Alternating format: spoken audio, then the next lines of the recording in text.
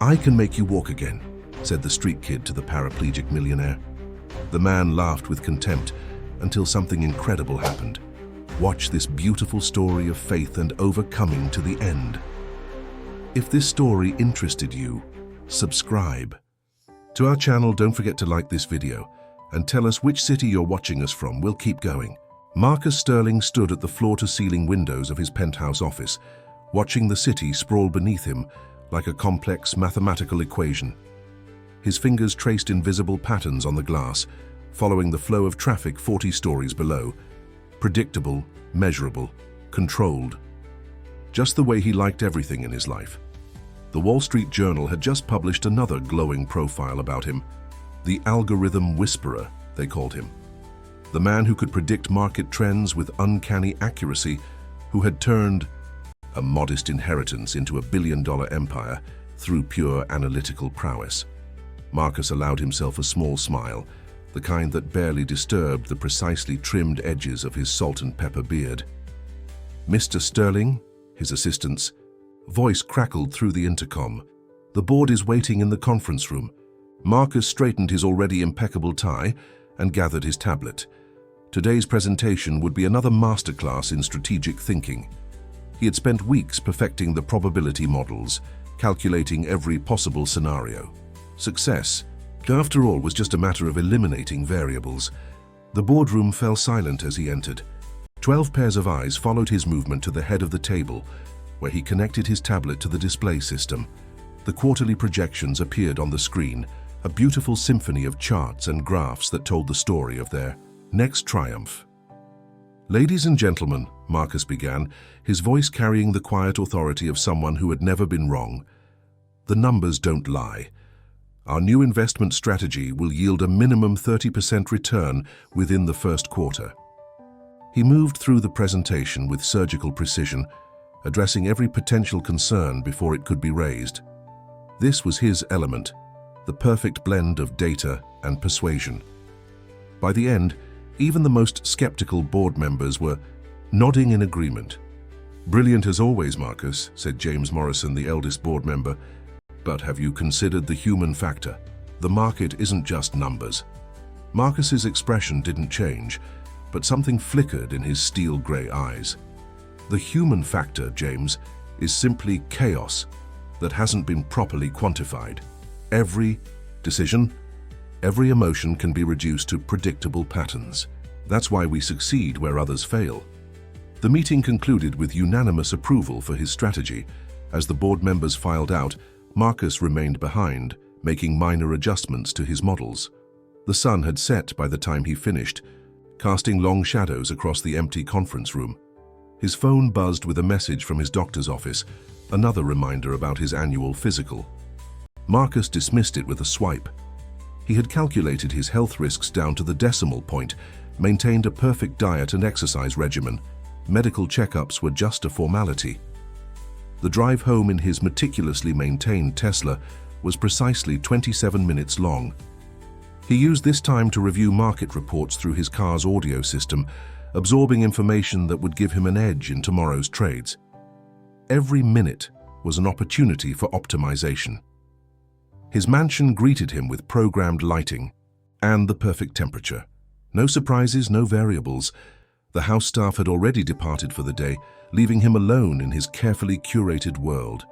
Marcus moved through his evening routine with practiced efficiency. Exactly 45 minutes of exercise, a perfectly portioned dinner, 30 minutes of meditation focused on market visualization. Later, as he stood in his home office reviewing the day's performance metrics, a small alert appeared on his screen. A competitor had made an unexpected move in the Asian markets. Most would see it as a minor deviation, but Marcus knew better. In the world of high finance, small ripples could become tsunamis. He spent the next 3 hours adjusting his models, accounting for this new variable. The work energized him. This was what he lived for, the intellectual challenge of bringing chaos into order. By the time he finished, the potential threat had been transformed into another opportunity for profit. Looking at his watch, Marcus noted it was well past midnight. He had deviated from his usual schedule, but sometimes perfection required flexibility. Within reasonable parameters, of course. Tomorrow would be another day of calculations, predictions, and control. As he prepared for bed, Marcus caught his reflection in the bathroom. Mirror. At 45, he looked exactly as a successful CEO should, fit, distinguished, and completely in command. His life was a testament to the power of rational thinking over emotional impulse. He had never married, never had children. Such attachments were unnecessary variables in his equation for success. The last thing he did before sleep was check his portfolio one final time. The numbers glowed reassuringly in the darkness of his bedroom. Everything was proceeding according to plan. Everything was under control. Marcus Sterling closed his eyes, satisfied with another day of perfect order in an imperfect world. Little did he know that the universe was about to throw him a variable that no algorithm could predict, no model could contain, and no amount of control could prevent. The morning began like any other in Marcus Sterling's perfectly ordered world.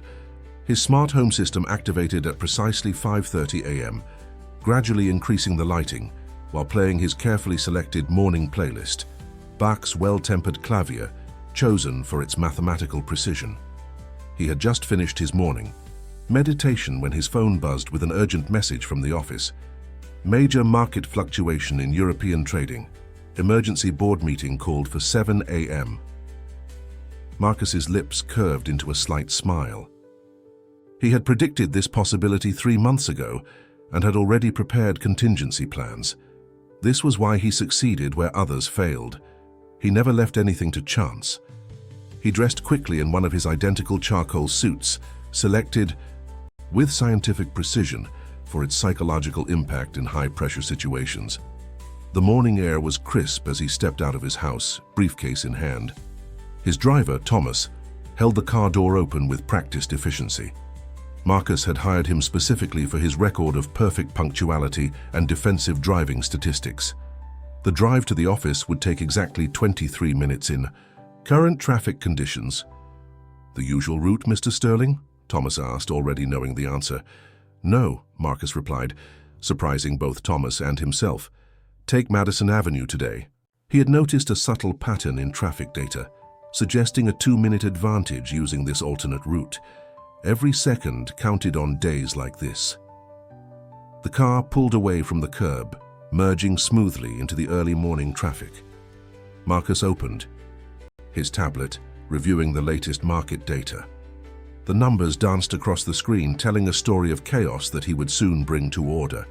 He was so absorbed in his analysis that he barely noticed the increasing speed of passing cars. It happened in a fraction of a second, a moment that would shatter his carefully constructed world of certainties. A delivery truck ran a red light, its driver distracted by something Marcus would never know. Thomas swerved to avoid it, his training kicking in automatically. But physics, the most predictable of sciences, had other plans. The world spun in, a kaleidoscope of motion. Marcus felt weightless, then heavy, then nothing at all. His last conscious thought was of the irony. He had calculated the probability of a car accident down to 6 decimal places, and yet here he was, caught in the one variable he couldn't control. When consciousness returned, it came in fragments. The antiseptic smell of a hospital room, the steady beep of monitoring equipment, voices speaking in hushed professional tones about spinal cord damage and probable outcomes. Marcus tried to move his legs, but they remained stubbornly still, as if they belonged to someone else.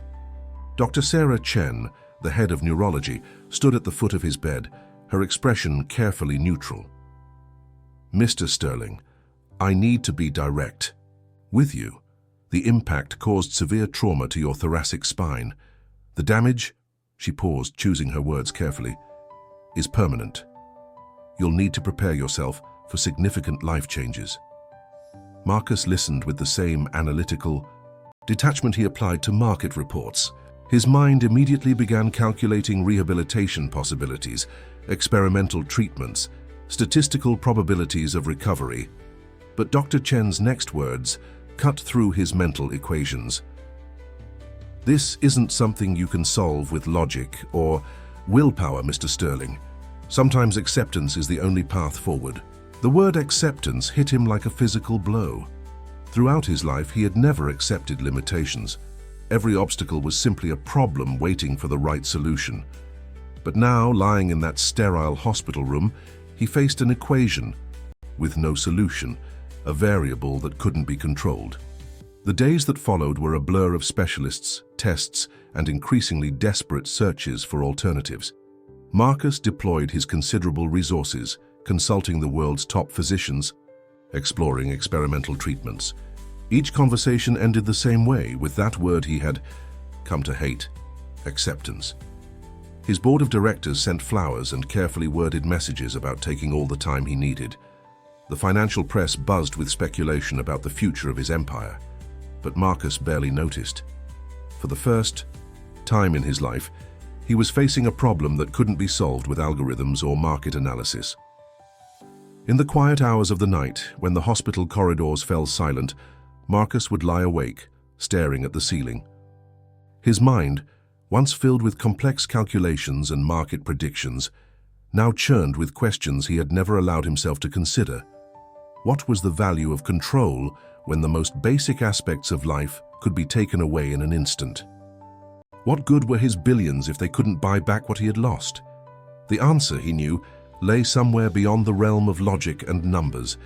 But for a man who had built his entire identity on control and predictability, that was the most terrifying thought of all.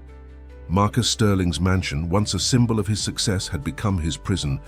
The pristine white walls and minimalist decor that had once represented perfect order now felt like a sterile cage. He had been home for 3 weeks, and each day seemed longer than the last. The medical equipment installed in his bedroom disrupted the clean lines he had so carefully curated.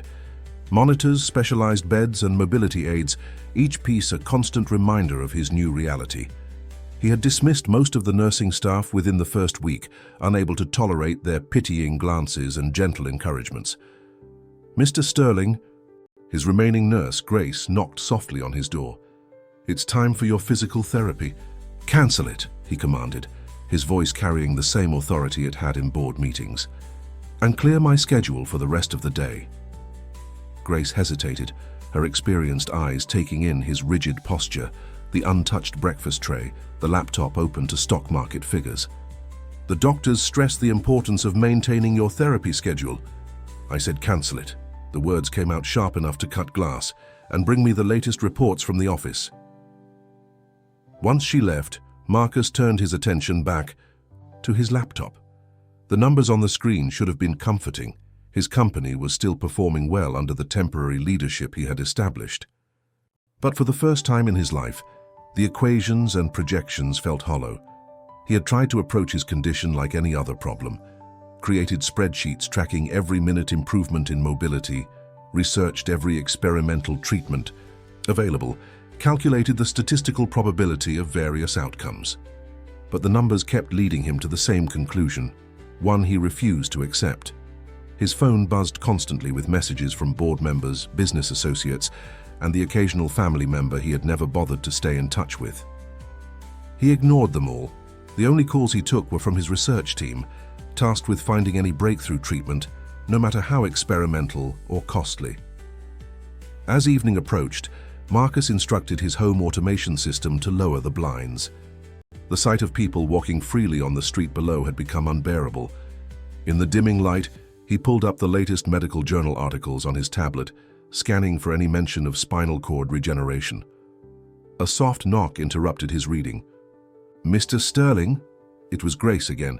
"You haven't eaten anything today." "Leave it by the door," he replied, not looking up from his tablet. "There's also a letter from the board.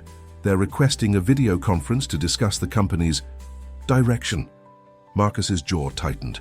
They were getting impatient, wondering if their analytical genius would ever return to his former glory. He had built his reputation on being invincible, untouchable. Now he couldn't even stand on his own 2 feet. "Tell them I'll respond when I'm ready." His tone left no room for discussion. After Grace's footsteps faded away, Marcus wheeled himself to the window and raised the blinds slightly.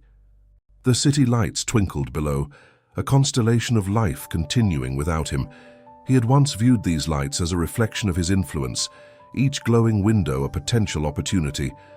Now they seemed to mock him, reminding him of all he had lost. His reflection in the window caught his attention. The impeccably groomed CEO had been replaced by someone he hardly recognized. His usual precise haircut had grown out, and his signature clean-shaven look was hidden behind several days' worth of stubble. The perfect image he had maintained for decades was slipping, just like everything else in his life. That night, sleep eluded him as usual. His mind, once occupied with market trends and investment strategies, now raced with unwanted thoughts. He remembered his father's words from long ago. "Control, she's an illusion, son. The sooner you accept that, the happier you'll be." He had spent his entire life proving that statement wrong, only to have it come back and haunt him now. In the early hours of the morning, Marcus found himself reviewing old emails on his phone, messages from people he had dismissed, relationships he had deemed inefficient, emotions he had calculated away. One message caught his eye, from James Morrison, the board member who had warned him about the human factor. "Numbers can't quantify the human spirit, Marcus. Remember that." He deleted the email with an angry swipe, but the words lingered in his mind. His entire life had been built on the premise that everything could be quantified, controlled, predicted. Now that foundation was crumbling, and he had no idea what would remain when it finally fell apart. As dawn approached, Marcus made a decision. He would venture outside for the first time since returning home. Not for any sentimental reason, he told himself, but because it was logical to observe the world he would need to navigate in his new condition. It was a simple data-gathering exercise, nothing more. "Grace," he called through the intercom soon as the clock hit 6 a.m., "prepare the wheelchair, we're going out this morning."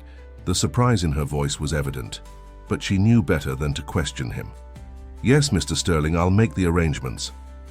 What Marcus didn't know, couldn't calculate, was that this simple decision would set in motion events that would challenge everything he believed about control, logic, and the nature of reality itself. The morning air felt foreign on Marcus's face as Grace wheeled him through the quiet streets of his upscale neighborhood. He had chosen 6:30 a.m. deliberately, the optimal time to avoid crowds while maintaining acceptable temperature conditions. Everything was still a calculation, even in his reduced state. "The park is lovely this time of day," Grace remarked, steering them toward Central Park. Marcus didn't respond. He was too busy analyzing his surroundings, noting how different everything looked from this new perspective. The smooth sidewalks he had never noticed before now seemed full of threatening bumps and cracks. They reached a small plaza within the park, where Grace parked his wheelchair near a chess table. Marcus had specifically requested this spot. It offered maximum visibility while maintaining adequate distance from the main pathways. Even in his vulnerability, he sought control. "I'll get us some coffee," Grace said, gesturing to a nearby cart. "The usual, black, no sugar." Marcus nodded, his attention already drawn to the morning traders hurrying past, their faces buried in their phones. He could read the market's mood in their expressions, a skill he had perfected over years. Today's indicators suggested a downward trend in tech stocks. As he sat analyzing the passing crowd, something unexpected caught his attention. A boy, no more than 12 or 13, was watching him intently from a nearby bench. The child's appearance was jarring in this wealthy neighborhood. Worn clothes, unkempt hair, but with an intensity in his eyes that seemed out of place with his youth. Marcus tried to ignore him, focusing instead on the financial news playing on his phone, but he could feel the boy's gaze, persistent and unwavering. It was an anomaly in his carefully controlled morning, an irregularity that demanded attention. Finally, Marcus looked up, preparing to summon Grace to handle the situation. But before he could act, the boy stood and walked directly toward him with surprising confidence. "You're him, aren't you?" the boy asked, his voice carrying a maturity that belied his years. "The man who controls everything." Marcus felt an unexpected jolt at the child's words. "I used to be," he replied, surprising himself with his honesty. The boy tilted his head, studying Marcus with unnerving focus. "My mom used to say that control is just an agreement we make with ourselves. When we break that agreement, that's when real change happens. Something about the boy's words, or perhaps the way he said them, made Marcus pause. Your mother sounds like an interesting woman. Where is she now? Gone, the boy replied simply, without the expected emotion. Like your ability to walk, but that doesn't mean either is lost forever. Marcus felt a surge of anger. Who was this child to speak so boldly about his condition? But before he could dismiss him, the boy continued. I know someone who can help you walk again, he said, with such certainty that it cut through Marcus's skepticism. Not with surgery or medicine or any of the things your money can buy. With something else, something your numbers can't explain. Under normal circumstances, Marcus would have dismissed such claims immediately. His rational mind was already cataloguing all the reasons this was impossible. Medical facts, scientific evidence, statistical probabilities. But something in the boy's unwavering gaze made him hesitate. I've consulted the best specialists in the world, Marcus said, his voice carrying a hint of the weariness he usually kept hidden. There's nothing that can be done. The boy smiled, a knowing expression that seemed ancient on his young face. That's because you're looking in places where everything can be explained. Sometimes the answers are in the spaces between explanations. Grace was returning with the coffee, her pace quickening as she noticed the unexpected visitor.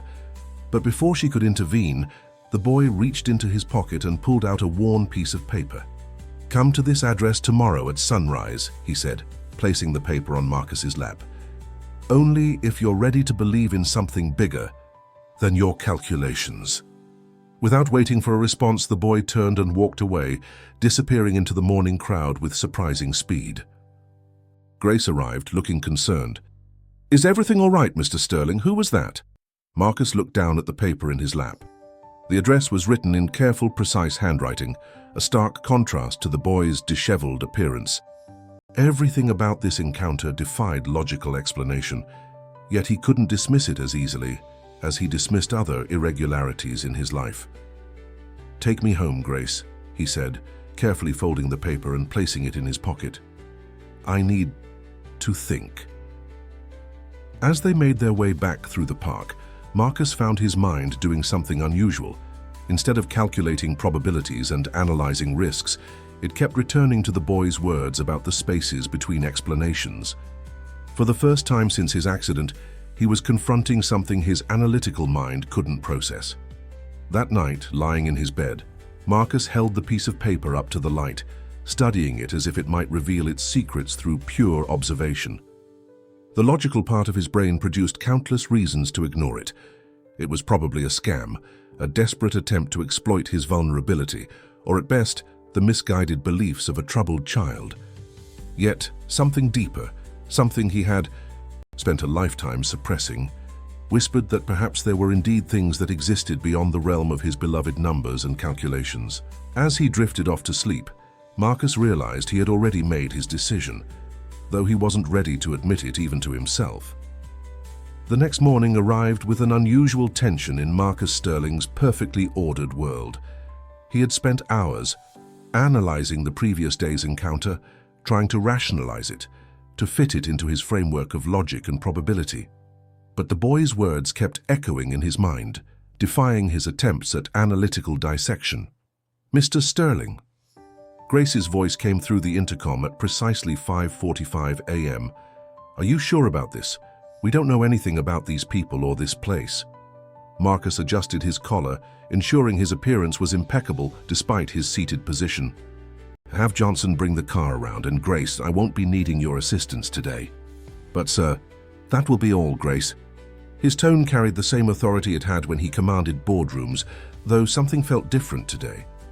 A slight tremor of uncertainty, perhaps, that he refused to acknowledge. Johnson, his security chief, was waiting by the car, his expression professionally neutral but clearly concerned. We've done preliminary surveillance of the address, sir. It's in a less desirable area of the city. I strongly recommend against this. Marcus wheeled himself toward the car, his movements precise and controlled. Your concern is noted, Johnson, but I've calculated the risks. It was a lie. For the first time in decades, he was acting without a complete risk assessment, and that fact both terrified and exhilarated him. The drive took them through increasingly unfamiliar parts of the city. Marcus watched through tinted windows as manicured lawns gave way to cramped buildings, as luxury boutiques were replaced by small family stores with signs in multiple languages.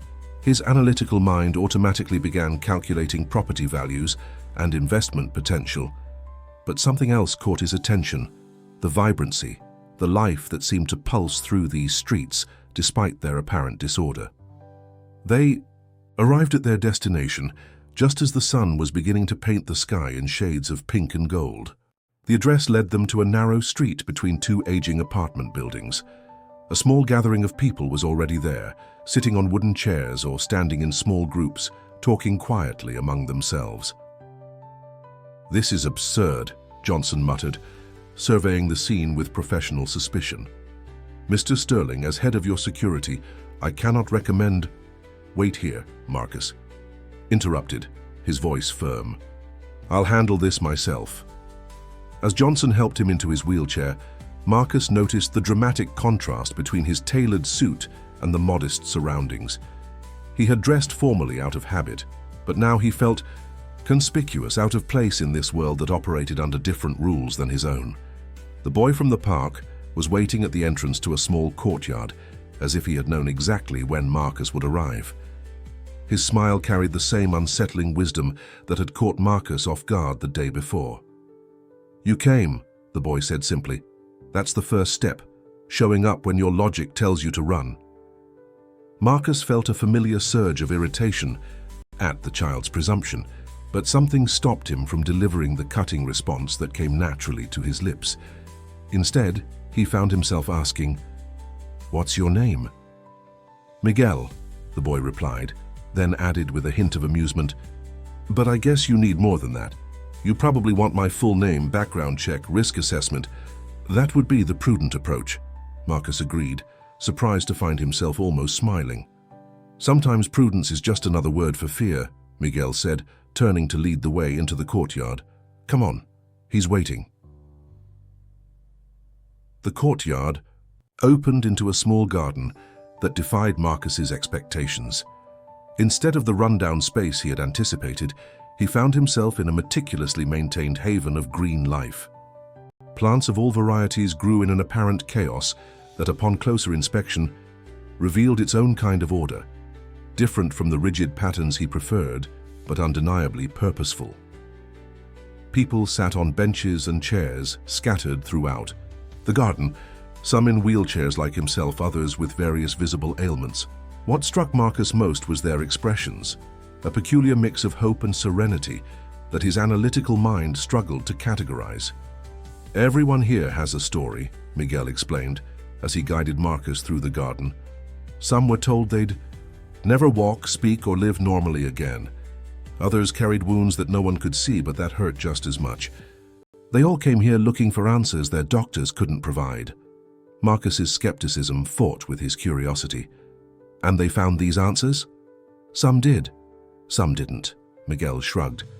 "It depends on whether they're ready to accept that. Not everything in life fits into neat little boxes of probability and statistics." Before Marcus could respond, a hush fell over the garden. He turned to see a man emerging from a small building at the far end, the one they called the Healer. Marcus had expected someone imposing, perhaps dressed in exotic robes or affecting some kind of mystical appearance. Instead, he saw a modest-looking man in simple clothes with gentle eyes and hands that bore the calluses of manual work. As their eyes met across the garden, Marcus felt something he couldn't explain, a sensation that all his years of data analysis and market predictions hadn't prepared him for. It was as if those eyes could see through every carefully constructed wall he had built around himself, every mathematical formula he had used to define his existence.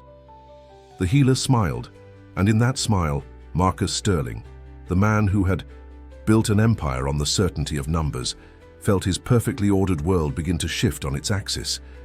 The Healer's room was unlike anything Marcus had expected. No crystals, no mystical symbols, no New Age paraphernalia. Instead, It was a simple space with white walls, wooden floors, and large windows that let in the morning light.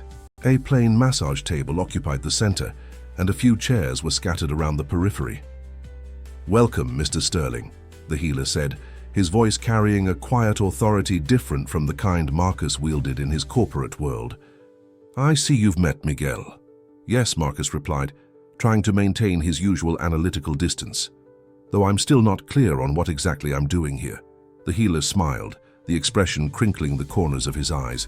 "You're here because somewhere beneath all those numbers and probabilities you live by, something inside you recognized a truth your conscious mind isn't ready to accept." Marcus felt his defenses rise. "I'm here because traditional medicine has failed to provide a solution to my condition, nothing more." "Are you sure about that?" The healer gestured toward Marcus's perfectly pressed suit, his meticulously groomed appearance. "You've dressed as if for a business meeting. Your security team is waiting outside. You've approached this like every other transaction in your life. But healing isn't a transaction, Mr. Sterling. It's a transformation." The words hit uncomfortably. Close to home, Marcus had indeed treated this visit like a business deal, down to the premium he was prepared to offer for services rendered. "Then what exactly are you offering?" "I don't offer anything," the healer replied, moving to open one of the windows. A warm breeze entered the room, carrying the scent of the garden. "I simply help people remember what they've forgotten. That the body knows how to heal itself when we stop getting in its way with our doubts and fears." Under normal circumstances, Marcus would have dismissed such talk as nonsense. But something about the healer's presence made it harder to maintain. His usual skepticism, "That's not scientifically possible," he said, though his voice lacked its usual certainty. "Science is a wonderful tool, Mr. Sterling, but it's not the only tool." The healer approached Marcus's wheelchair. "May I?" Marcus nodded, though he wasn't sure what he was agreeing to. The healer placed one hand lightly on Marcus's shoulder, and immediately something unexpected happened. A warmth spread from the point of contact, different from normal body heat, more like the feeling of sunlight on skin after a long winter. "Your body is speaking," the healer said quietly.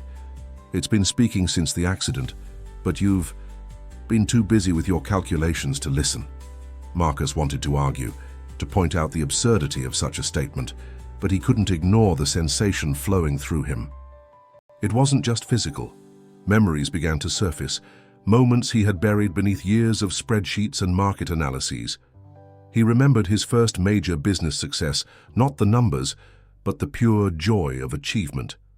He recalled his mother's touch when he was sick as a child, how her presence had seemed to ease the pain. Images flashed through his mind. His father's disappointed face when he chose business school over medical school, the last time he had, actually laughed without calculating the social benefit of doing so. "Stop," Marcus said abruptly, pulling away from the healer's touch. The memories were too much, too raw. They threatened the carefully constructed framework of his life. The healer stepped back, watching Marcus with understanding eyes. "That's enough for today. Healing isn't just about the body, Mr. Sterling. Sometimes we need to heal old wounds before we can address new ones." "This is ridiculous," Marcus muttered, though the warmth still lingered in his shoulder. "I came here for physical healing, not whatever this is." "Did you?" The healer's question was gentle but pointed. "Or did you come here because for the first time in your life you've encountered something your numbers can't explain?" Before Marcus could respond, Miguel appeared at the door. The boy's timing seemed too perfect to be coincidental, as if he were somehow connected to the rhythm of these sessions. "Same time tomorrow?"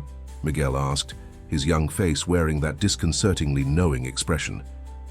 Marcus opened his mouth to refuse, to end this departure from rationality. But the warmth in his shoulder pulsed once, like a reminder of something he had long forgotten. "Yes," he heard himself say. "Same time tomorrow."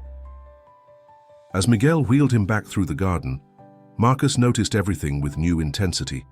The way sunlight filtered through the leaves, the subtle patterns in the seemingly random arrangement of plants, the peaceful expressions on the faces of others waiting for their sessions. His analytical mind tried to categorize and explain these observations, but something else was awakening within him. something that spoke in a language beyond numbers and probabilities. Johnson was waiting anxiously by the car, clearly relieved to see his employer unharmed, but when he reached to help Marcus into the car, he paused, noticing something different in his employer's bearing. "Are you all right, sir?" Johnson asked, genuine concern in his voice. Marcus looked back at the garden, at Miguel standing in the entrance, at the window where he could see the healer's silhouette. "I'm not sure," he answered honestly, perhaps for the first time in years. "But I think I might be about to find out." That night, back in his mansion, Marcus couldn't sleep. The perfectly regulated temperature of his bedroom felt stifling, and the silence he had once found comforting now seemed to echo with unspoken questions. He kept touching his shoulder where the healer's hand had rested, trying to rationalize the warmth he had felt. His laptop glowed in the darkness as he researched everything he could find about psychosomatic responses, the placebo effect, and neural pathway stimulation. There had to be a scientific explanation for what he had experienced. His fingers flew across the keyboard, creating spreadsheets to analyze variables he had never considered before: emotional states, memory triggers, subjective sensations. "Sir?" Grace's voice came through the intercom at 3 a.m. "I heard movement. Do you need anything?" Marcus hesitated, another unprecedented occurrence in his meticulously regulated life. "Grace, have you ever experienced something you couldn't explain?" The silence that followed was heavy with surprise at his unusual question. "Yes, Mr. Sterling. Many times. That's what makes life interesting, don't you think?" He didn't answer, but her words lingered in his mind as he wheeled himself to the window. The city sprawled before him, its nighttime patterns usually so predictable, so measurable. But tonight he saw something different in the scattered lights, a rhythm that defied his usual analytics, a pulse that reminded him of the strange energy in the healer's garden. His phone buzzed with an email from the board. They were concerned about his extended absence, about rumors starting to circulate in the financial press. The old Marcus would have immediately drafted a detailed response, complete with recovery timelines and probability matrices. Instead, he found himself staring at the screen, wondering when numbers had become his only language. Morning came, and with it, a surprise visitor. James Morrison, the board member who had warned him about the human factor, arrived unannounced during breakfast. "You look different, Marcus," James said, studying him with keen eyes. "Something's changed." "Nothing's changed," Marcus replied sharply, but even he could hear the uncertainty in his voice. "I'm simply exploring alternative therapeutic options." James smiled, the expression knowing and gentle. "I heard about your visit to the garden. News travels fast, even in circles where everything is supposed to be confidential." Marcus felt a flash of his old anger, the need to control every variable. "Have I been followed?" "No, old friend. But there are things that can't be hidden, changes that show themselves despite our best efforts to conceal them." James settled into a chair, his manner relaxed but purposeful. "Do you remember when we first met? You were already brilliant with numbers, but there was something else then, a spark that wasn't just about calculations." "We're not here to discuss the past," Marcus said, trying to steer the conversation back to familiar territory. "If the board has concerns—" "The board is fine," James interrupted. "I'm here because 30 years ago, I watched a young man build walls around his heart using numbers as bricks. Maybe it's time for those walls to come down." Marcus wheeled himself to his desk, a movement meant to create distance, to reassert control. But as he reached for his tablet to display the latest company figures, something stopped him. The memory of the warmth in his shoulder pulsed again, and with it came a fragment of yesterday's session. The remembered sound of his mother's voice, singing him to sleep during a childhood illness. "I have another session today," he found himself saying, the words emerging before he could analyze their impact. James stood, straightening his jacket with deliberate care. "Good. And Marcus?" "Sometimes the biggest risk is never taking one at all."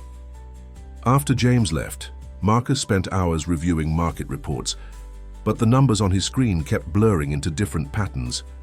In one graph tracking stock performance, he suddenly saw the curve of his mother's smile. In another showing market volatility, he recognized the erratic rhythm of his own heartbeat when the healer had touched his shoulder. Grace appeared at noon with his medication and a light lunch. She moved efficiently around the room, but Marcus noticed something he had never paid attention to before. The gentle way she adjusted his pillows, the small acts of kindness he had always categorized as mere professional duty. "Grace," he said, surprising both of them. "Why do you do this work?" She paused, clearly taken aback by this unprecedented personal question from her usually distant employer. "Because sometimes people need more than just physical care, Mr. Sterling. They need to know they're not alone." The simple honesty of her answer struck him with unexpected force. All his life, he had classified relationships as transactions, emotional connections as inefficient variables. But sitting there, watching Grace arrange his lunch with unconscious grace, he felt something shift in his understanding. As the afternoon approached, bringing his second session with the healer closer, Marcus found himself doing something he had never done before. He changed from his usual business suit into a simple shirt and slacks. The decision wasn't based on any logical analysis of appropriate attire. It simply felt right, and the sensation of making a choice based on feeling rather than calculation was both disturbing and strangely liberating. Looking in the mirror, he barely recognized himself, not because of the casual clothes, but because of something in his eyes, a questioning that had replaced his usual certainty. The man who had built an empire on absolute control was beginning to wonder if there were equations too complex for numbers to solve. The garden looked different in the afternoon light. Marcus noticed details he had missed in his analytical assessment of the previous day, the way certain plants seemed to lean toward each other, the subtle harmony in what he had initially dismissed as random arrangement. Miguel was waiting at the entrance again, but this time he wasn't alone. A young woman sat in a wheelchair beside him, her presence somehow both fragile and strong. She smiled at Marcus with a warmth that made him uncomfortable in its sincerity. "This is Sophia," Miguel said. "She's been coming here for 3 months. Marcus nodded politely, already calculating how to avoid unnecessary social interaction. But Sophia wheeled herself closer, her eyes bright with understanding. "You're still trying to solve this like a business problem, aren't you?" she asked, her voice carrying a hint of amusement. "I did the same thing at first. Brought spreadsheets, tracking every sensation, every minute change, even hired a team of researchers to explain what was happening. Despite himself, Marcus was intrigued. And what did they find? Nothing they could quantify. Sophia's smile widened. That's when I started actually healing." Before Marcus could respond, the healer appeared in the garden. Today he wore simple, linen clothes and carried a small wooden box. He moved through the space with unhurried purpose, stopping to touch a plant here, greet a patient there. Marcus found himself tracking these movements, not to analyze them as he would have yesterday, but simply to observe. "Your energy is different today," the healer said when he reached them. "Less resistant. That's good." Marcus wanted to dispute this unscientific assessment, but he couldn't deny that something felt different. The garden sounds, birds, rustling leaves, quiet conversations, seemed to form a pattern he could almost grasp, like a language just beyond his understanding. Inside the treatment room, the healer opened the wooden box, releasing the subtle scent of herbs. "Today we work with what your body remembers," he said, mixing something in a small bowl. "Before the numbers, before the control, before the walls." "My body remembers nothing," Marcus stated firmly. "The spinal cord damage is—" "I'm not talking about the damage," the healer interrupted gently. "I'm talking about the joy your body remembered when you used to run just for the pleasure of feeling the wind. The freedom in your movements before. You learned to calculate every step." The words triggered something, a memory so old Marcus had forgotten it existed. Running through sprinklers on a hot summer day, his mother's laughter mixing with his own, the pure physical delight of movement. Without purpose or plan. The healer's hands moved to Marcus's shoulders, and this time the warmth came faster, stronger. It spread down his spine, Not just as sensation, but as memory. Every movement his body had ever known, every gesture unconstrained by calculation. "There," the healer said softly. "Your body hasn't forgotten. It's been waiting for you to remember." And then it happened. A sensation so slight Marcus almost missed it. A twitch in his toe, barely perceptible but undeniably real. His analytical mind rushed to explain it away. Random nerve firing, muscle spasm, statistical anomaly. But another part of him, a part that was growing stronger with each visit to the garden, recognized it for what it was: possibility. The session continued in silence, but it wasn't the sterile silence of his mansion or the tense silence of his boardroom. This silence felt alive, filled with something his spreadsheets couldn't capture. When it ended, Marcus found himself reluctant to leave. In the garden, Sophia was still there, talking quietly with Miguel. She looked up as Marcus emerged, noting something in his expression that made her smile. "You felt something, didn't you?" she asked. "Something your research team would say is impossible." Marcus hesitated, decades of practiced control warring with this new, unnamed feeling. "Perhaps," he finally admitted, "but correlation doesn't imply causation." Sophia laughed. The sound as unexpected and musical as wind chimes. "Try putting that on a spreadsheet, Mr. Sterling. Some things can only be measured by how they change us." As Johnson helped him into the car, Marcus realized his hands were trembling slightly, not from weakness or fear, but from something else. Anticipation, perhaps, or the first stirrings of what might be hope. "Same time tomorrow, Mr. Sterling?" Miguel asked, his young face serious.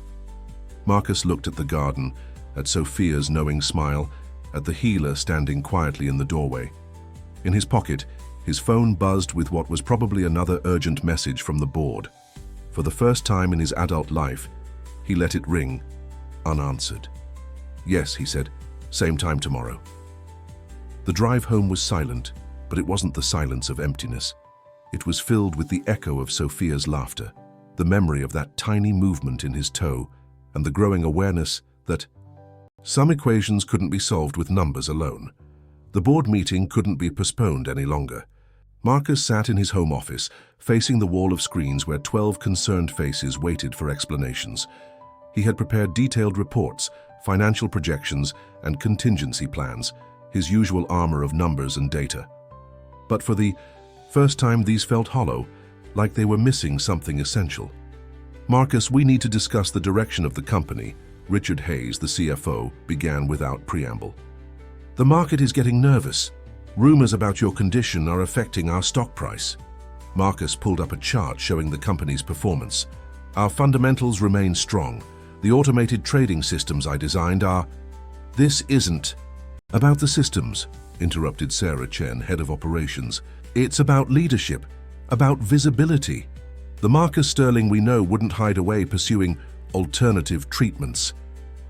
The word alternative carried a weight of skepticism that would have angered him a week ago. Now, he found himself thinking of Sophia's laugh, of Miguel's knowing eyes, of the impossible twitch in his toe that no medical science could explain. "I understand your concerns," Marcus said, surprising himself with his calm tone. "But sometimes we need to look beyond our usual metrics." A shocked silence followed his words. James Morrison, watching carefully, leaned forward. "Marcus, are you feeling all right?" "I'm feeling—" Marcus paused, searching for words that couldn't be graphed or quantified. "I'm feeling different." The board members exchanged worried glances. This wasn't the Marcus Sterling they knew, the man who could reduce any situation to probabilities and percentages. Some began typing furiously on their tablets, probably messaging each other about his strange behavior. "We need to consider appointing an interim CEO," Richard said finally, "just until you're back to yourself." The old Marcus would have fought this suggestion with every weapon in his analytical arsenal. But sitting there, feeling the lingering warmth from his morning session with the healer, he found himself considering it with unexpected clarity. "Perhaps you're right," he said quietly. The stunned silence that followed was broken by a commotion outside his office. Grace's voice carried through the door. unusually urgent. "Mr. Sterling, you need to see this." "Meeting adjourned," Marcus said, disconnecting before anyone could protest. "Come in, Grace." She rushed in, holding his tablet. "Sir, look at this."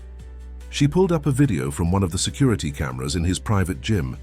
It showed his legs during his morning physical therapy session, and there, unmistakably, was a deliberate movement. Small, but undeniable. Marcus stared at the screen, his mind struggling to process what he was seeing. The rational part of him wanted to analyze it, to break it down into measurable components. But another part, the part that was growing stronger, with each visit to the garden, simply felt the truth of it. "When did this happen?" he asked, his voice barely a whisper. "This morning, during your exercises. I didn't want to say anything until I was sure." Grace's eyes were bright with emotion. "It's not just random spasms, Mr. Sterling. You're moving your legs." Marcus wheeled himself to the window, looking out at the city he had once thought he understood completely. The afternoon sun caught the glass of distant buildings, creating patterns of light and shadow that seemed to dance. Like the garden, he thought, like life itself. His phone buzzed continuously with messages from board members, but he let them go unanswered. Instead, he found himself reaching for a different number, one he hadn't called in years. "Mom?" His voice caught. "Slightly. I know it's been a while, but I need to tell you something." The conversation that followed was unlike any he'd had in decades. He told her about the accident, about his isolation, about the garden and the healer. He told her about the boy who seemed to see through all his carefully constructed walls, and about the woman in the wheelchair whose laughter carried more wisdom than all his financial models. "Oh, Marcus," his mother said softly, "you're finally coming back to us." "I don't know what's happening to me," he admitted. "Everything I believed in, everything I built my life on, it's all shifting." "No, sweetheart," she corrected gently. "It's not shifting, it's expanding. You're finally letting life be bigger than your spreadsheets." After the call, Marcus sat in silence, watching the day fade into evening. Grace came in with his evening medication, but instead of their usual efficient routine, he asked her to stay for a moment. "Tell me about your family," he said. "In all these years, I've never asked." The surprise on her face softened into a smile as she began to share stories about her children, her struggles as a single mother, her dreams for their future.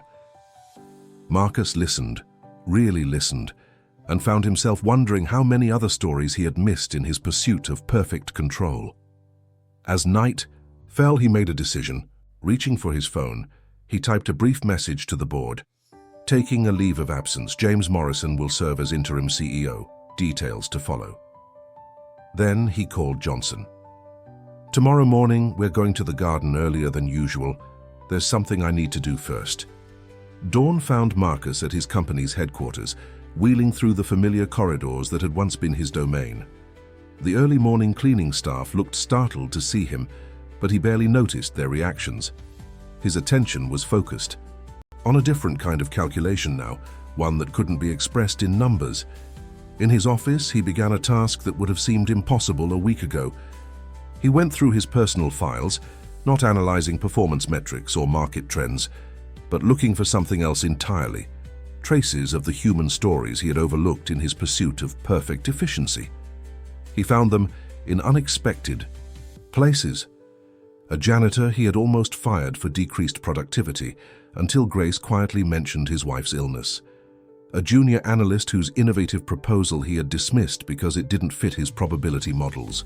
Countless moments where he had chosen data over humanity. As he worked, he felt it again, that subtle movement in his legs, stronger now, like a whisper becoming a voice. But instead of immediately documenting it in his recovery spreadsheet, he simply allowed himself to feel it, to experience the moment without analysis. The sun was fully up when he finally reached the garden. Miguel was waiting, but today he wasn't alone. Sophia was there, along with several others Marcus had seen during his visits, each with their own story of healing that defied conventional explanation. "You've been busy," Miguel said, noting the stack of folders in Marcus's lap. "Yes," Marcus replied. "I'm learning to solve different kinds of equations." The healer emerged from his room, watching with quiet understanding as Marcus distributed the folders. Each contained something specific: job offers, educational opportunities, investment in small businesses, support for medical treatments. Not calculated for maximum return on investment, but chosen for the potential to change lives. "I used to think healing was about fixing what's broken," Marcus said, watching as people opened their folders with trembling hands. "But it's really about remembering what was whole all along, isn't it?" The healer smiled. "You're learning a new language, Mr. Sterling, one that speaks in heartbeats rather than numbers." The morning session was different from the others. As the healer worked, Marcus felt not just the physical sensations, but a deeper movement, like walls crumbling, not in chaos, but in a kind of choreographed surrender. He thought of his mother's words about life being bigger than spreadsheets, and for the first time he truly understood. Sophia wheeled herself closer as the session ended. "Something's different about you today," she observed. "You're not fighting it anymore." Marcus nodded, feeling the truth of her words in every cell of his body. "I spent my life trying to control uncertainty, but maybe uncertainty is where the miracles happen."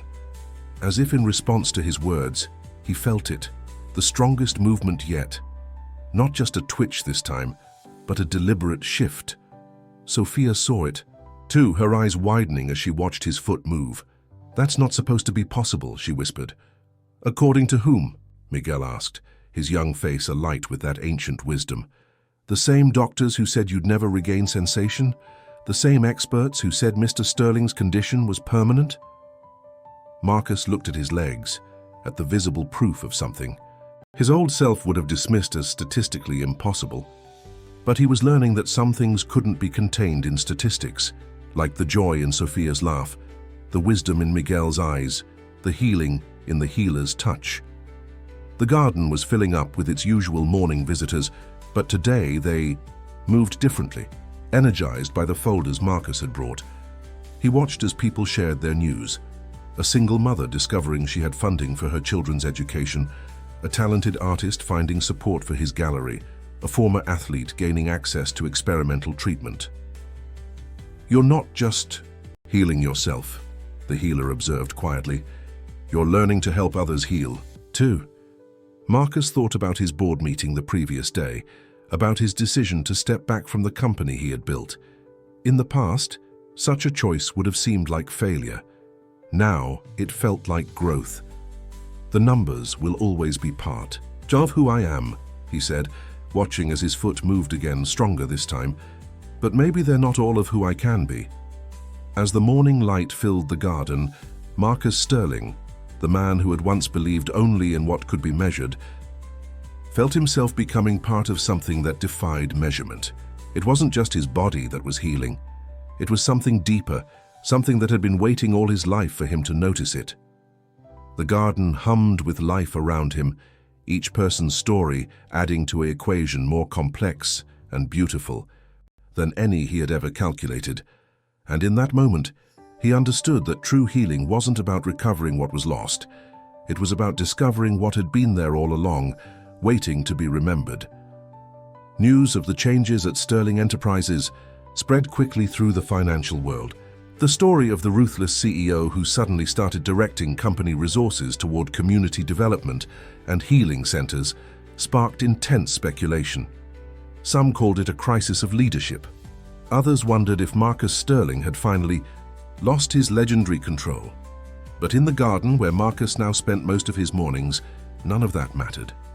Here different stories were unfolding, stories that wouldn't make the financial pages, but carried their own kind of wealth. "Watch this," Sophia said one morning, her eyes bright with excitement. She gripped the arms of her wheelchair and, with visible effort, pushed herself to a standing position. It was brief, just a few seconds, but the triumph in her face outshone any market victory Marcus had ever achieved. "How long have you been practicing that?"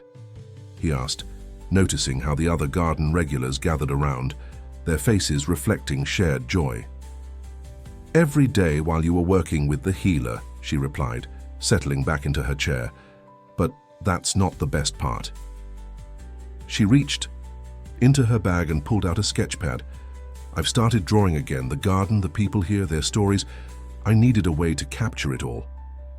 Marcus studied the drawings, beautiful, flowing lines that seemed to capture not just the physical appearance of the garden, but something more, something that resonated with the new awareness growing within him. One sketch in particular caught his eye, a portrait of Miguel, somehow managing to capture both the boy's youth and his ancient wisdom. "You've captured his essence," the healer said, appearing quietly beside them. "Just as you're discovering your own." Marcus felt it then, another movement in his legs stronger than before. But now these movements no longer surprised him. They felt like part of a larger awakening, a harmony he was gradually learning to hear. "Mr. Sterling," Miguel's voice carried across the garden. He was helping a new arrival, a young woman with trembling hands and uncertain steps. "This is Anna.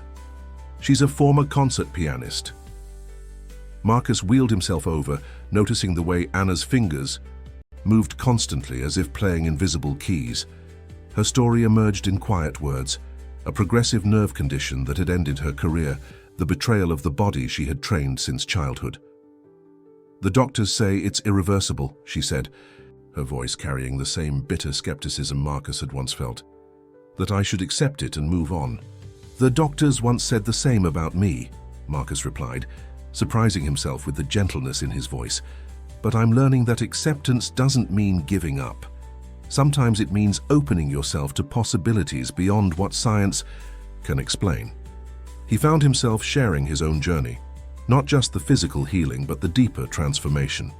As he spoke, he noticed Anna's hands growing steadier, her posture softening from rigid despair to something more open. "Music lives in more than just our hands," the healer added, joining their conversation. "It lives in our hearts, our memories, our very selves. Sometimes we need to let go of how we think it should be expressed to discover new ways it wants to emerge." Later that afternoon, something extraordinary happened. Anna, who had been sitting quietly by the garden's small pond, suddenly moved to the old piano in the corner, an instrument Marcus had never seen anyone play. Her hands hovered over the keys for a long moment, trembling but determined. The first notes were hesitant, imperfect, but as she played, something shifted. The tremors in her hands didn't disappear, but they became part of the music, creating something new, something that spoke of both struggle and transcendence. Marcus watched as the garden fell silent, everyone touched by the raw honesty of the music. He saw Sophia quickly sketching, capturing the moment. Miguel sat cross-legged by the piano, his eyes closed, a smile of pure joy on his face. Looking around, Marcus realized that the garden had become more than just a place of healing. It was a crucible of transformation, where limitations became gateways to new possibilities. Each person's journey here was unique, yet somehow interconnected, creating a tapestry of healing that was both personal and collective. The movement in his legs was stronger now, more consistent, but he understood that the real miracle wasn't just in the physical recovery. It was in the way his heart had opened, how he had learned to see beyond the surface of things to the deeper currents of possibility flowing beneath. As Anna's music filled the garden, Marcus pulled out his phone and made a call. "James," he said to his interim CEO, "I need you to set up a foundation. It's time to expand the garden's reach." The sun was setting as Anna played her final notes, her hands steadier than they had been in months. In the golden light, Marcus saw tears on her cheeks, not of sorrow but of rediscovery. She had found something she thought was lost forever, just as he had. And in that moment, Marcus Sterling, who had once measured success in market shares and profit margins, understood that true wealth couldn't be calculated in numbers. It was measured in moments like these, in music reborn, in hands steadied, in hearts open to new possibilities. The foundation took shape with the same efficiency that had characterized all of Marcus's previous ventures, but with a fundamentally different purpose. Instead of maximizing profits, its mission was to create spaces of healing and possibility throughout the city, and eventually beyond. One morning, as Marcus worked with the healer on his increasingly responsive legs, Grace arrived with unexpected news. "The board is here," she said, her expression concerned. "All of them." Marcus looked around the garden, at Sophia teaching an art class to a group of children from the neighborhood, at Anna giving her first piano lesson to Miguel, at the quiet work of healing happening in every corner. "Good," he said. "It's time." They saw this for themselves. The board members entered the garden like aliens in their expensive suits and polished shoes. Their discomfort was visible as they navigated the informal space, their usual confidence shaken by an environment that couldn't be quantified in their familiar terms. "Marcus," Richard Hayes began, his CFO's instincts clearly troubled by what he saw as resource misallocation. "We need to discuss the direction of these investments." But before Marcus could respond, something unexpected happened. James Morrison, who had been quietly observing the garden, suddenly stopped. His face showed a recognition that transcended business concerns. "Sarah?" he called out, his voice trembling slightly. "Sarah Chen." A woman working with a group of elderly residents turned around. It was indeed Sarah Chen, the head of operations who had been so concerned about Marcus's leadership just weeks ago. But she wasn't here on business. She was wearing casual clothes, her usual professional mask replaced by something more genuine. "I didn't expect to see you here," she said to her fellow board members, but her eyes stayed on James. "My mother. She started coming here last week. The doctors had given up on her arthritis, but now..." She gestured to an elderly woman who was gently practicing Tai Chi with a small group. The garden had a way of revealing such connections. Marcus had learned. As the board members stood there, more stories emerged. Richard's nephew struggling with chronic pain, another member's daughter recovering from trauma, the hidden wounds and hopes that existed beneath their corporate personas. "This is what I've been trying to tell you," Marcus said, wheeling himself into their midst. "Some investments can't be measured in quarterly returns." As if to emphasize his point, he gripped the arms of his wheelchair and with careful concentration pushed himself to a standing position. It lasted only moments, but the impact was profound. The board members who had seen him build an empire through sheer force of will now watched as he demonstrated a different kind of strength. "We're not abandoning our business principles," he continued, settling back into his chair. "We're expanding them. The garden has taught me that true growth isn't just about accumulation, it's about transformation." The healer joined them, his simple presence somehow making their business attire seem like costumes. "Your colleague is learning a profound truth," he said quietly. "When we heal ourselves, we create space for others to heal too." Throughout the day, the board members wandered the garden, their initial skepticism gradually giving way to something else. They watched Sophia's art students find new ways to express their stories. They heard Anna's music students discover sounds they never thought they could make. They saw the everyday miracles that occurred when people were given space to heal and grow. "It's not just about the physical healing," Marcus explained as they gathered for a final discussion. "It's about creating environments where transformation becomes possible. Every person here is learning to rewrite their story." By day's end, the EU board's perspective had shifted. Instead of questioning the allocation of resources, they began discussing ways to expand the foundation's reach. Sarah Chen offered to connect them with medical research facilities. Richard Hayes suggested creating a sustainable funding model that could support similar gardens across the country. As the board members left, James Morrison lingered behind. "You know, Marcus," he said, watching as Miguel helped a new arrival find their way around the garden, "when I talked about the human factor all those years ago, I never imagined this is where it would lead." Marcus smiled, feeling the now familiar warmth of healing energy flowing through his body. "Neither did I, but that's the beauty of it, isn't it? Some things can't be predicted. They can only be discovered." That evening, as the garden settled into its peaceful twilight routine, Marcus sat with Sophia, Miguel, and the healer. They watched as Anna played a gentle melody on the piano, her once trembling hands now moving with growing confidence across the keys.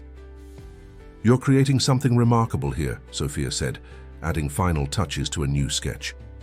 "A place where people remember who they really are." "No," Marcus corrected gently. We're all creating it together. Every story, every healing, every moment of rediscovery, they're all part of something larger than any of us. He felt the strength in his legs, the daily increasing control. But he knew now that this physical healing was just part of a greater transformation. The real miracle was in the opening of hearts, the reconnection with forgotten possibilities, the rediscovery of what it meant to be fully human. The new healing center took shape at the edge of the financial district, a bold statement bridging two worlds that Marcus once thought were incompatible. The building maintained his signature attention to detail, but now with a different purpose. Living walls brought the garden's energy inside, while large windows dissolved the boundary between interior and exterior spaces. "It's beautiful," Sophia said, wheeling herself through the main atrium where her artwork now hung, massive canvases capturing the spirit of healing she had witnessed in the original garden. But will it have the same magic? Marcus understood her concern. The original garden had grown organically, shaped by necessity and hope. This new space, with its careful design and corporate funding, risked feeling too structured, too controlled. "Watch," he said, gesturing to the entrance where the morning's first visitors were arriving. A young executive in an expensive suit held the door for a grandmother in worn clothes, their eyes meeting in a moment of simple human connection. A former athlete who had lost the use of his legs shared a bench with a high-powered lawyer, struggling with anxiety. In the waiting area, a child's laughter mixed with the quiet conversations of cancer survivors. "The magic isn't in the place," Miguel observed, appearing beside them with his usual quiet wisdom. "It's in what happens when people remember they're more than their circumstances." The healer had agreed to divide his time between the original garden and this new space, understanding the importance of maintaining connection between both communities. Today he moved through the atrium with the same unhurried presence that had first caught Marcus's attention. "Your worlds are merging," he said to Marcus, watching as a group of board members toured the facility alongside community leaders. "Just as you are becoming whole." Marcus nodded, feeling the truth of those words in his increasingly responsive body. He could now stand for several minutes at a time and take small steps with support. But more significantly, he had learned to move between his old world of numbers and this new realm of immeasurable possibilities with growing ease. Anna had become the center's music therapy coordinator, her own ongoing healing journey inspiring others to rediscover their voices. Today she sat at the grand piano in the atrium, a gift from one of the board members, playing a piece that seemed to weave together classical structure and free-flowing emotion. "Mr. Sterling," a hesitant voice interrupted his thoughts. A young analyst from his company stood before him, tablet in hand. "I've been running some numbers on the center's impact." Marcus smiled, remembering his own journey from rigid analysis to deeper understanding. "Show me," he said, wheeling himself to a quiet corner. The analyst's data told an interesting story. Employee satisfaction scores had risen dramatically since the center opened. Sick days had decreased.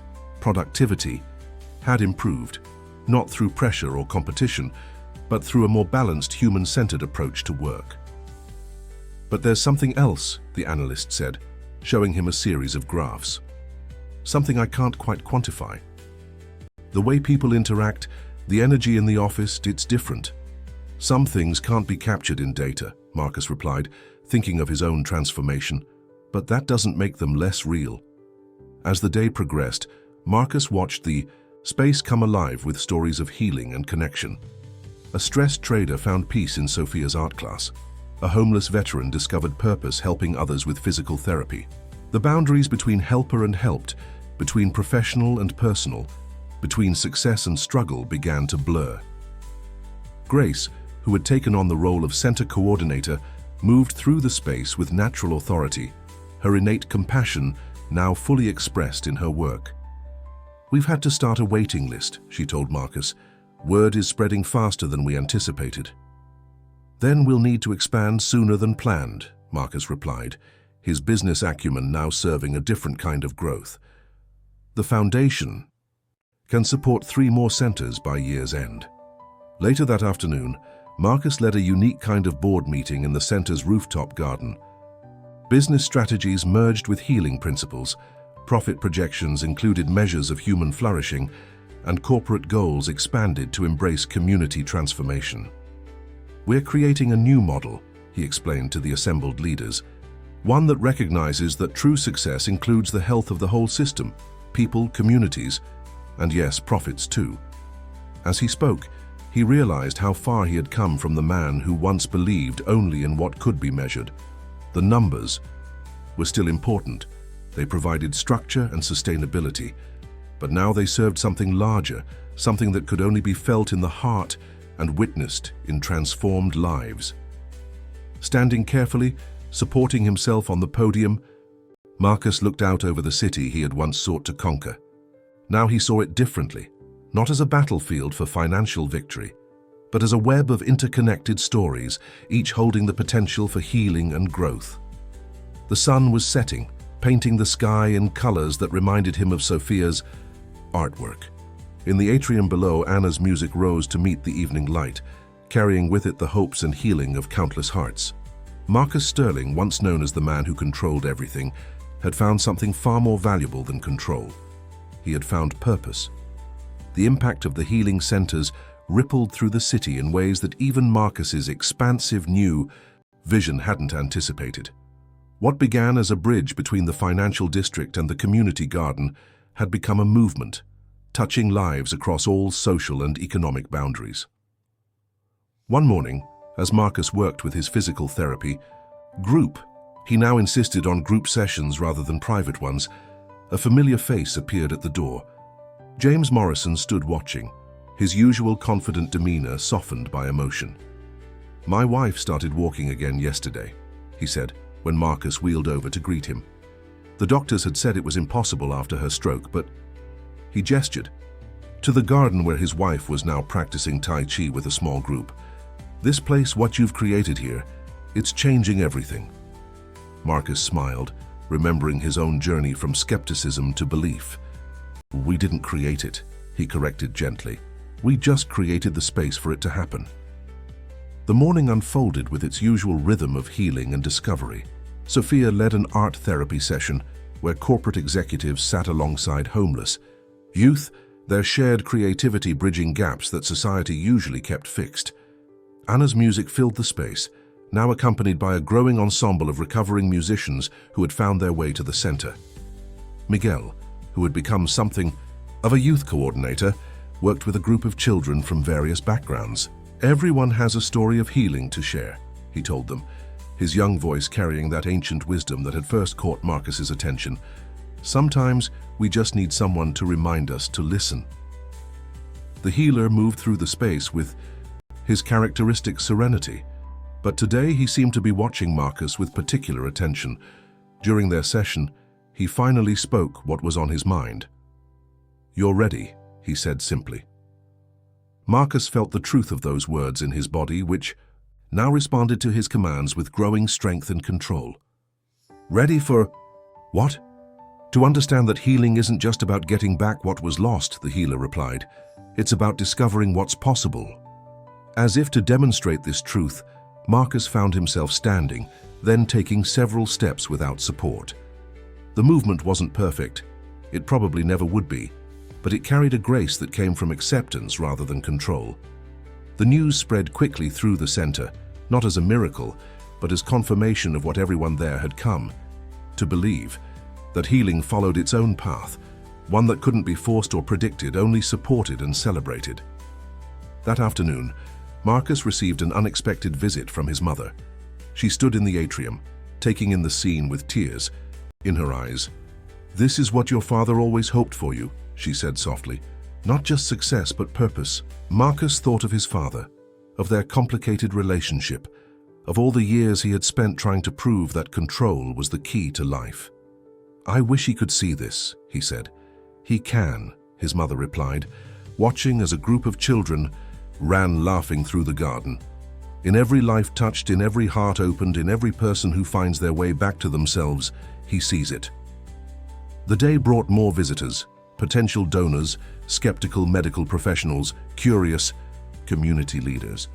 Marcus let them observe, ask questions, experience the space for themselves.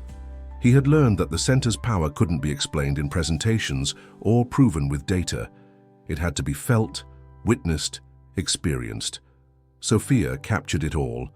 In her artwork, the moments of breakthrough, the quiet victories, the connections formed across seemingly insurmountable divides. Her latest series, Healing Horizons, had been noticed by major galleries, but she chose to keep her work where it could continue to inspire those on their own healing journeys. Art isn't just about beauty, she explained to a group of visitors. It's about showing us possibilities we forgot existed. As evening approached, Marcus sat in the rooftop garden, watching the city transition from day to night. He could feel the strength in his legs, the new confidence in his movements, but he understood now that physical healing was just the beginning. Anna joined him, her hands now steady enough to hold 2 cups of tea. "Sometimes I think about that first day," she said. "When I was so sure nothing would ever change, how could I have known that losing one way of making music would lead to finding so many others?" Marcus nodded, understanding completely. His own journey from the man who controlled everything to someone who had learned to embrace uncertainty had opened doors he never knew existed. The healing centers were just the beginning. Already, similar spaces were taking root in other cities, other countries.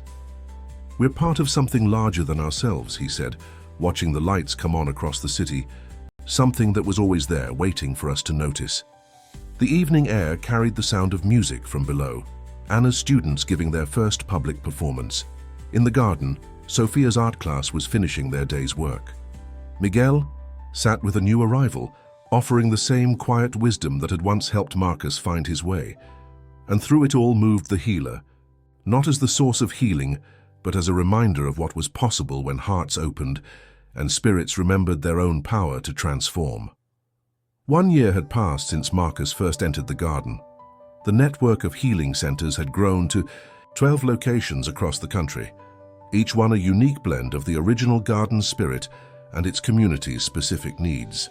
Today, Marcus fully stood, in the original garden watching as Miguel guided a new group of visitors through the space. The boy had grown taller over the year, but his eyes still held that same ancient wisdom. He had become an integral part of the healing community, his natural ability to bridge worlds making him invaluable as the centers expanded. "Remember when you first came here?" Miguel asked, joining Marcus after his tour. "You were looking for a mathematical solution to a spiritual question."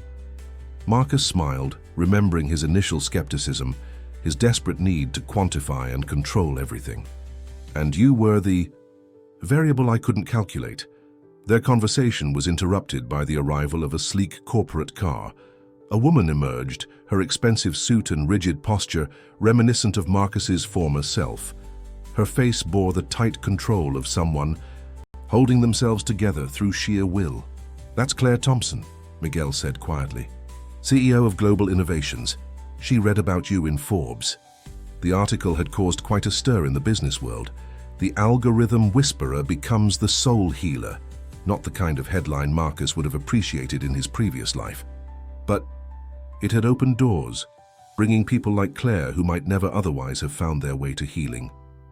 "Ms. Thompson," Marcus greeted her, noting the subtle widening of her eyes as she saw him standing without support. "Welcome to the garden."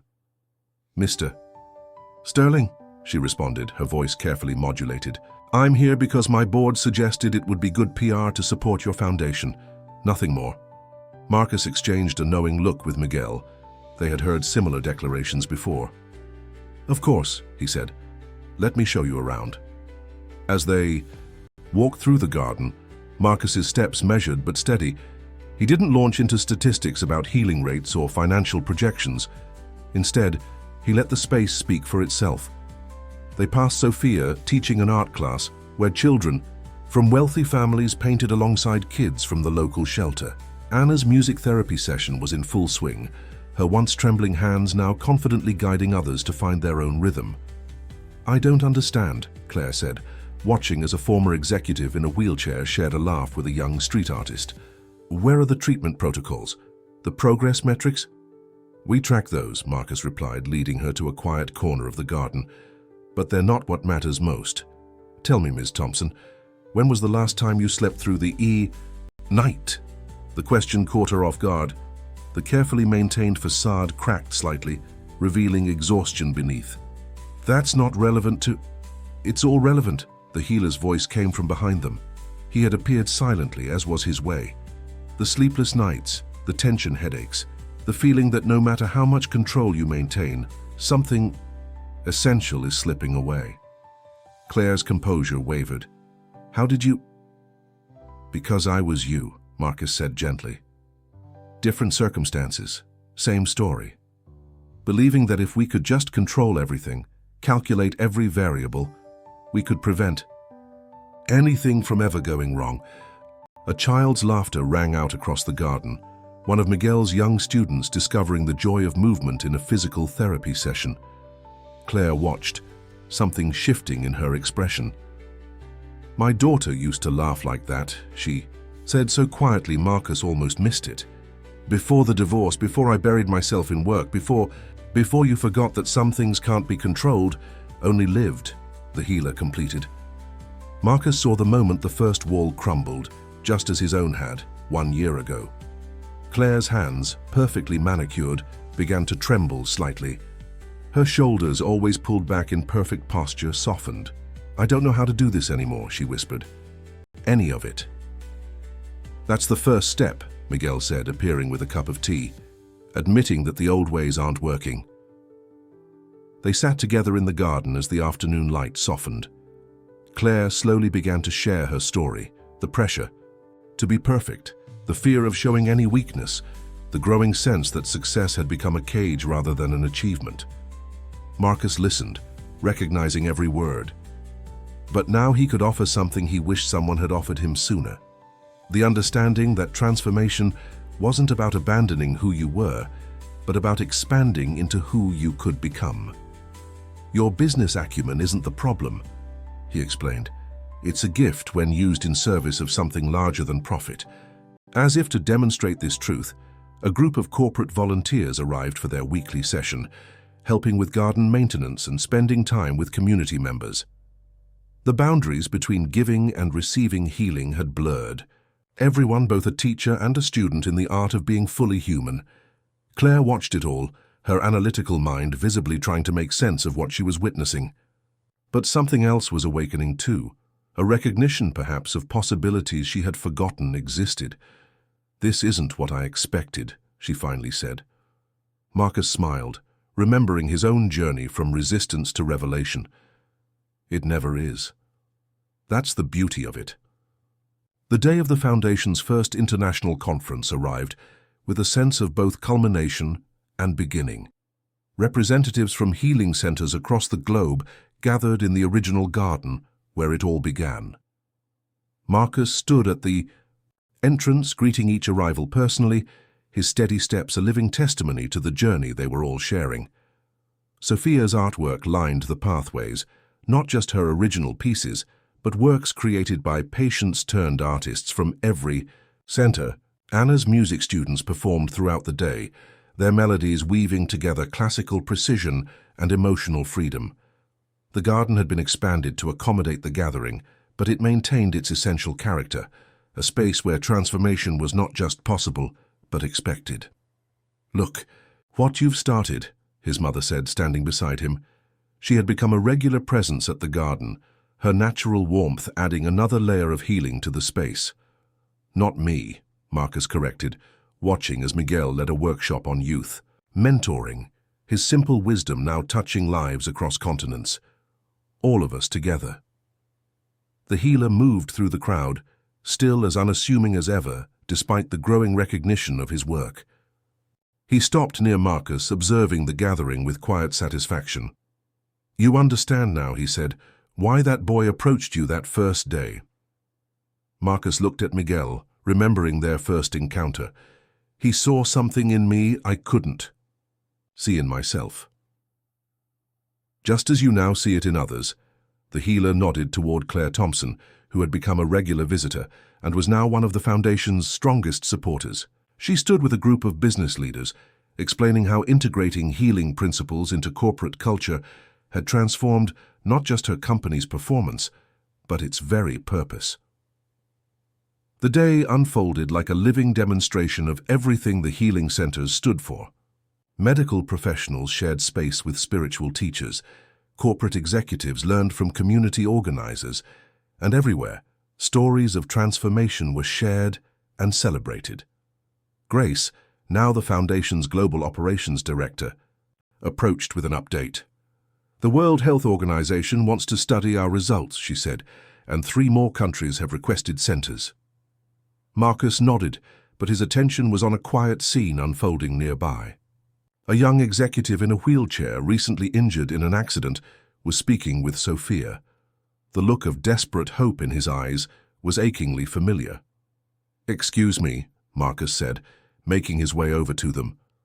As he approached, he heard Sophia sharing her own story of healing. The executive looked up as Marcus joined them, recognition flickering across his face. "You're Marcus Sterling," he said. "I studied your business strategies in school." "That was a different life," Marcus replied, sitting down beside them. "Let me tell you about a garden, a boy with wise eyes, and what happens when we let go of trying to control everything." He shared his story, not just the physical healing, but the deeper transformation. Marcus saw the same change beginning in the young man's eyes that he had experienced himself. The shift from seeing limitations to recognizing possibilities. The sun was setting when Marcus finally stood to address the gathered crowd. He looked out at the faces before him, each one carrying their own story of healing, each one now part of something larger than themselves. "A year ago," he began, "I believed that everything in life could be reduced to numbers and probabilities. I built an empire on that belief. But life had other plans, plans that no algorithm could predict, no spreadsheet could contain." He gestured to the garden around them, to the people who had become family, to the movement that had grown from one small space of healing to a global network of transformation. What we're creating here isn't just about healing bodies, though. That happens too. It's about remembering who we really are beneath all our calculations and controls. It's about discovering that our wounds, our struggles, our supposed limitations, these are often the doorways to our greatest gifts. The garden glowed in the evening light, Sophia's artwork catching the last rays of sun, Anna's music rising to meet the moment. Miguel stood with his group of young mentors, their presence a promise that this work would continue and grow. "I once thought I had lost everything," Marcus continued, his voice carrying the weight of lived truth. "But what I really lost was the illusion of control.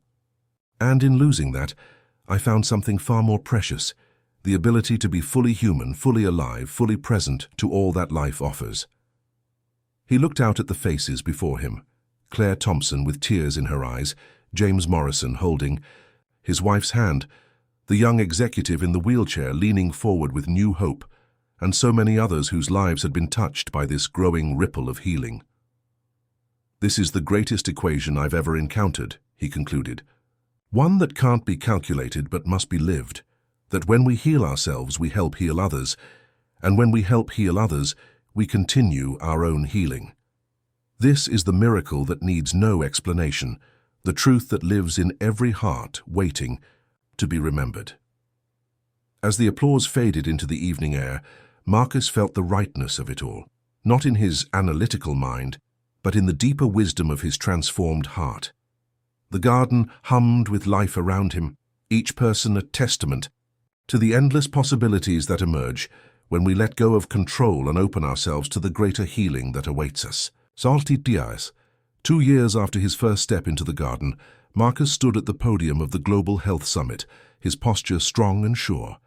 The audience before him included medical professionals, business leaders, and healing practitioners from around the world. But his attention was drawn to the familiar faces in the front row.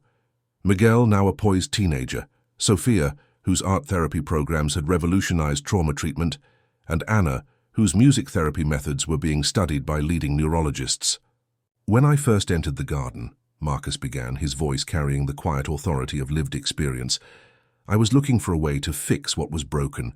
What I found instead was a way to become whole. The presentation screen behind him showed images of healing centers that had sprouted across 5 continents. Each one carried the essence of the original garden while adapting to its local community's needs. Traditional medicine worked alongside alternative healing practices, corporate efficiency merged with compassionate care, and the boundaries between healer and healed continued to blur. "The numbers, for those who still think in such terms," Marcus said with a gentle smile, "are impressive. Thousands of lives touched, recovery rates that defy medical expectations, and a new model of healthcare that combines the best of all worlds."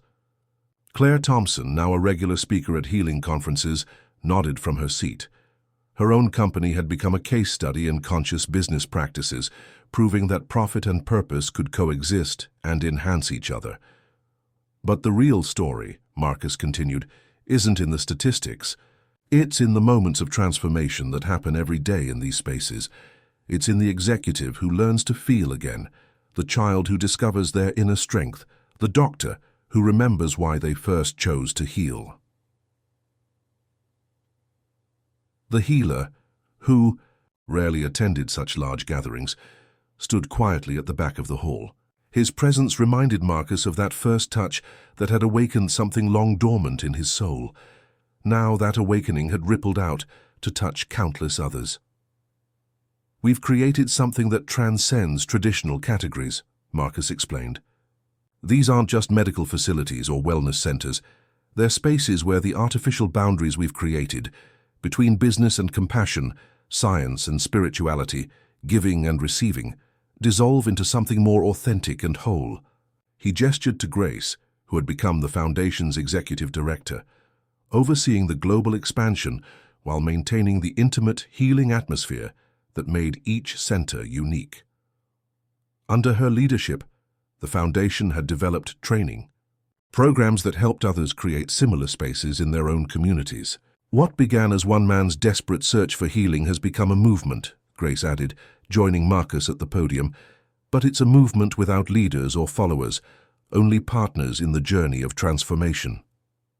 The audience listened, as Marcus and Grace shared stories from around the world. A war-torn community in the Middle East, where former enemies now healed together. A corporate headquarters in Tokyo, where meditation gardens had replaced stress-filled break rooms.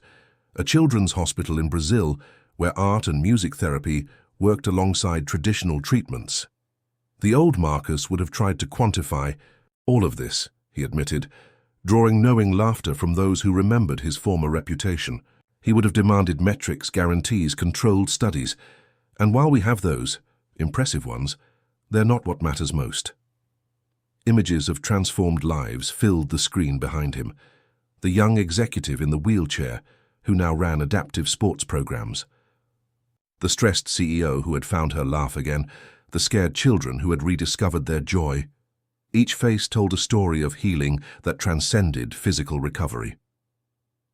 "What matters most is that we're remembering something essential about being human," Marcus continued. "We're remembering that healing isn't just about fixing what's broken. It's about discovering what's possible when we let go of our need to control everything." The sun was setting outside the conference hall, its light filtering through the windows in a way that reminded Marcus of his first evening in the garden.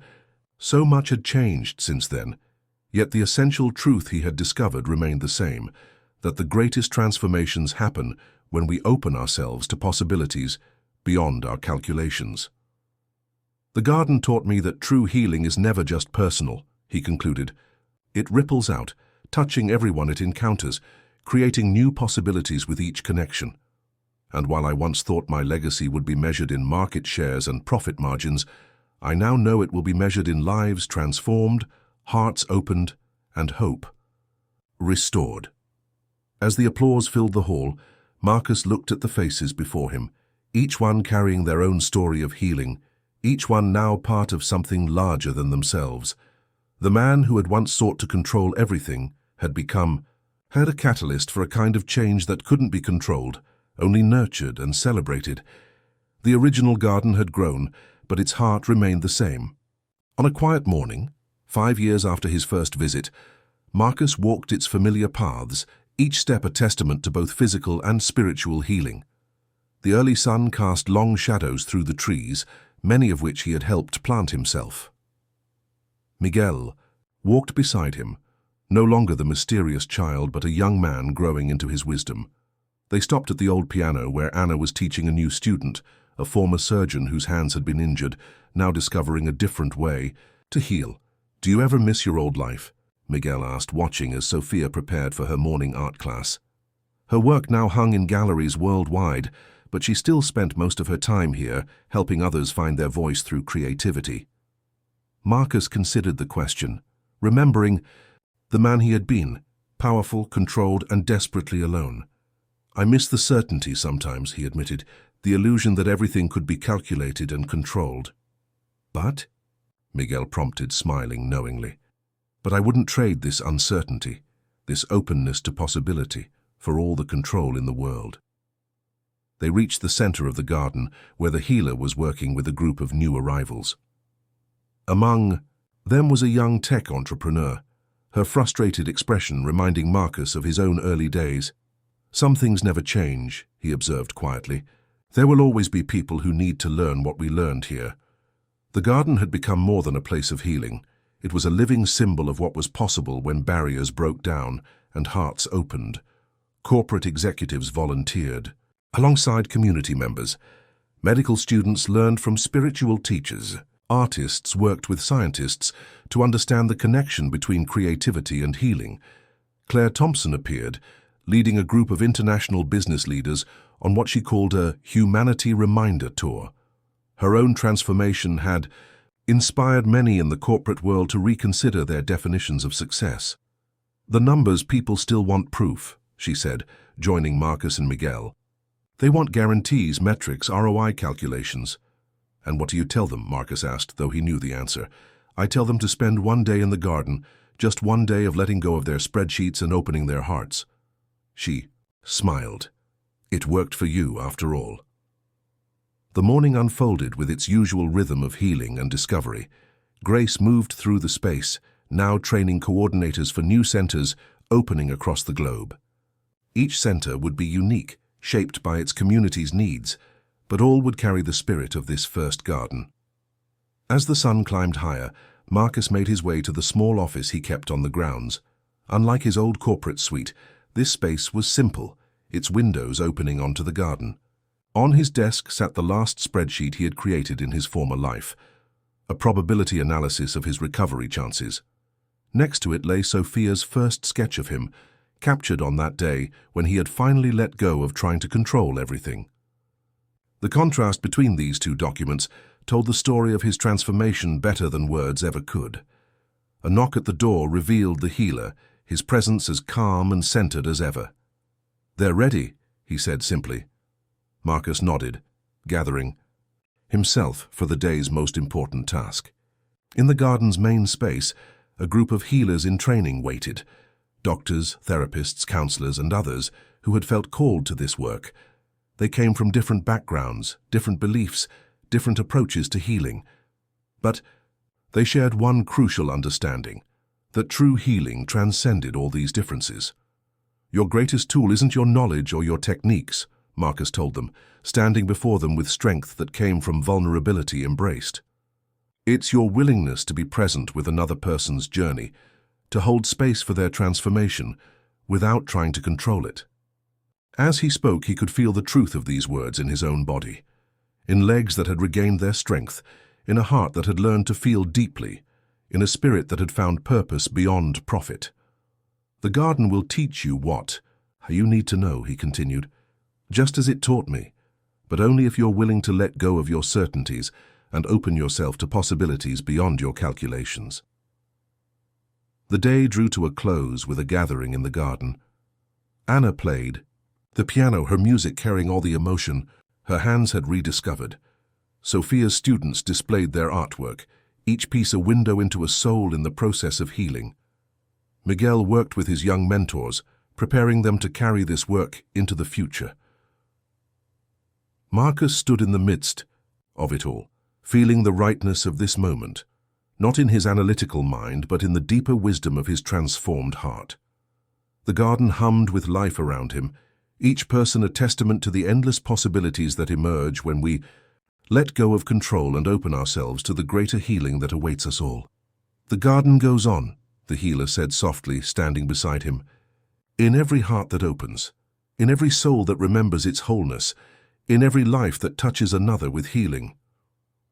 Marcus nodded, understanding now that this was never just about his own healing. It was about creating spaces where others could remember their own capacity to heal and be healed. The garden would continue to grow, not just in physical spaces,